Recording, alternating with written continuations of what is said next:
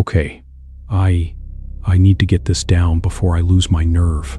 My hands are still shaking. If you're listening to this, I don't even know where to start, but I think I just drove through something I'm not supposed to talk about. I'm parked on the shoulder of some back road. The fog is so thick I can't see my own hood, and my GPS has been saying recalculating for 20 minutes. But that's not the strange part. The strange part is the house I just left, and the children. God, the children. I'm a travel blogger. I drive the forgotten highways, the old routes, documenting dying towns and abandoned places. I was on my way to Beckley, West Virginia, cutting through Fayette County. It was late afternoon, that golden hour that makes the hills look like a painting. I'd stopped to take a photo of an old rusted-out pickup truck, half swallowed by kudzu, when I saw the billboard. It was up on a low ridge, weather-beaten, the paint peeling in long strips, but the black letters were still sharp, like someone had been touching them up year after year. It read, MISSIN, Sodder Children, Maurice, Martha, Louis, Jenny, Betty, 10,000 reward. If alive, please come home. Below the words was a faded photograph of 5 kids, staring out at that black and white stillness that always feels like. The youngest, Betty, was just a toddler, with a crooked little bow in her hair. I knew the story, most true crime people do. Christmas Eve, 1945. A fire consumed the Sodder family home. The parents and 4 of the children escaped. But those 5, they were never found. Not a single bone. The mother, Jenny Sodder, went to her grave believing they'd been taken, not burned. Kidnapped by someone who hated her husband. Maybe the mafia, maybe a local firefighter they'd crossed. There were sightings, a mysterious photo sent years later of a young man who might have been Lewis, but it was never solved. The billboard stood as a monument to a grief that never ended. I took a picture of the billboard with my phone, a sad little tourist snapshot, and got back in the car. That's when the trouble started. My GPS flickered. The bright blue line of my route wobbled and then stretched down a road that wasn't there a second before Sodder Lane. I laughed to myself, probably a poor taste local prank, a dirt path named after the tragedy. But curiosity is a liar. It tells you you're being brave when you're just being stupid. I turned down it. The lane was narrow, lined with hickory trees that arched over like a tunnel. The light bled out of the sky too fast. Not twilight, dark, something thicker, manufactured.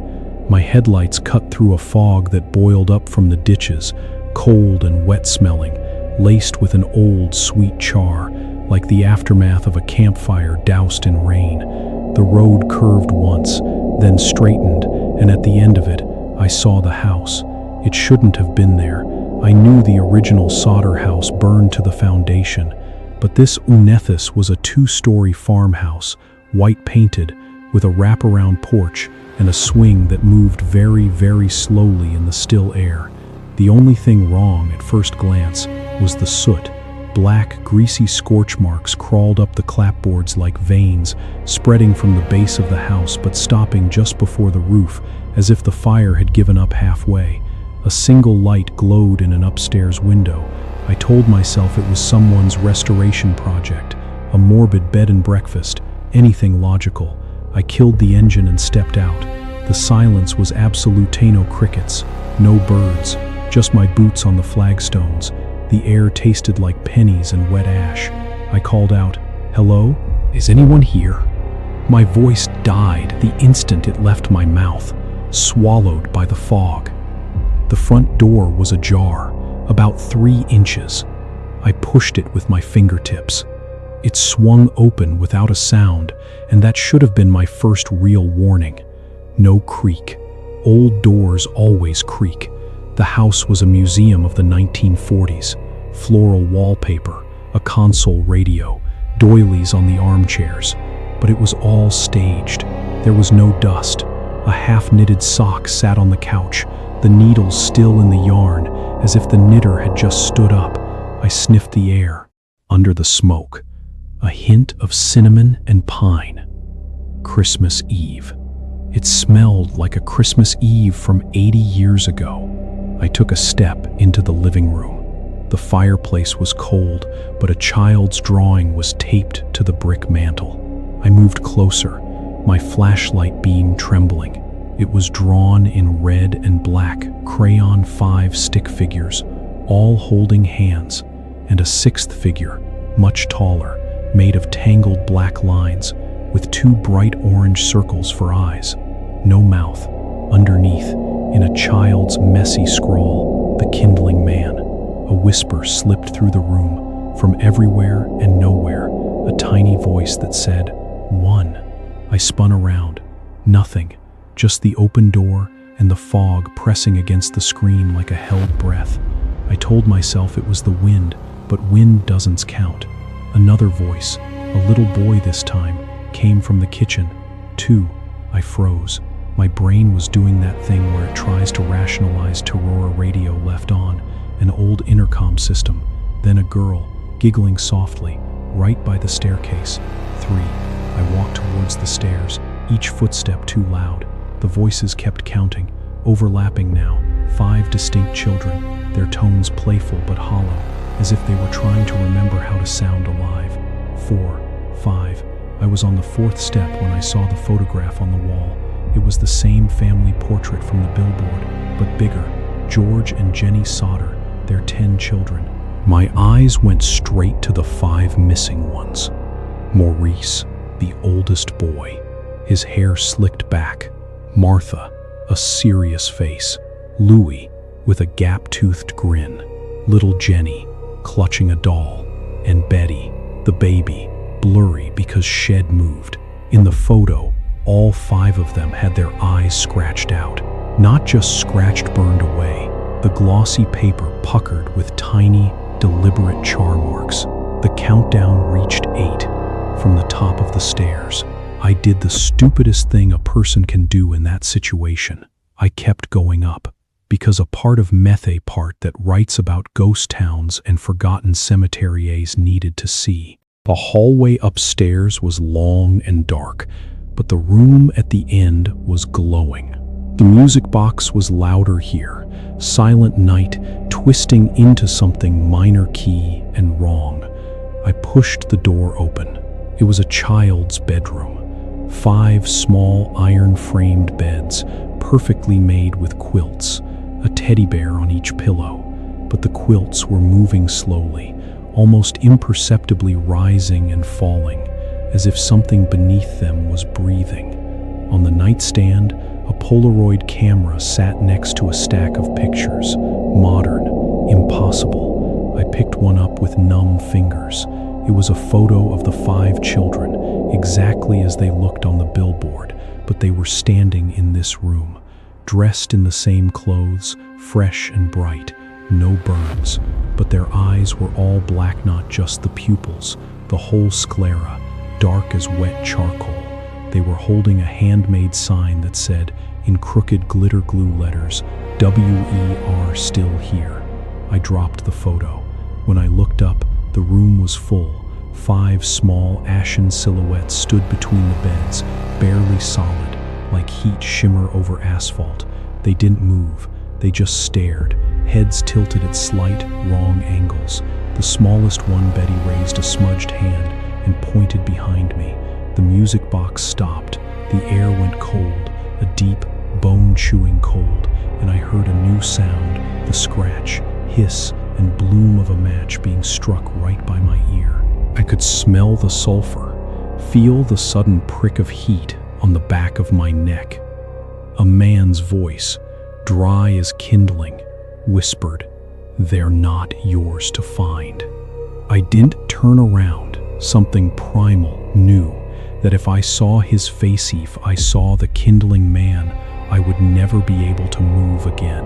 I bolted down the stairs, my feet sliding on the old wood, past the knitting and the radio that was now crackling static and snippets of a 1945 news report. No remains have been recovered, Mother Jenny insists. I slammed through the screen door, sprinted to my car, and turned the key. The engine screamed, died, screamed again. In the rearview mirror, the house was changing. Flames were licking out of the upstairs window silent, casting no light. A fire that was utterly black and orange at the same time. The 5 little shapes stood on the porch, perfectly still, watching me. The tall man wasn't there, but his shadow was, stretching out from the door, twice as long as it should have been, ending in fingers that looked like bare branches. My engine caught. I reversed so fast I nearly put the car in the ditch, then swung around and drove. I drove until the fog shredded like cotton, and I burst onto a paved road under a black, starless sky. The GPS came back online, cheerfully announcing I was on Highway 19, 10 miles from where I'd started. I pulled over and just breathed for 10 minutes. Then I did the voice memo you're hearing now. I thought that was the end of it.